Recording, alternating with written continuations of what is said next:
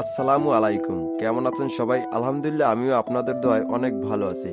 তো আজকে আমার এক বড় ভাইয়ের কবুতরের শেডে আসছি তার কবুতর দেখার জন্য এবং সে কি কি কবুতর পালন করে।